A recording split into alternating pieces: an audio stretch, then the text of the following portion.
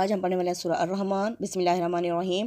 الرحمن علم القرآن خلق الانسان علمہ البیان، یعنی رحمان جس نے قرآن کی تعلیم دی اس لیے کہ اس نے انسان کو پیدا کیا اور اسے قوت گویائی یعنی بولنے کی صلاحیت عطا فرما دی۔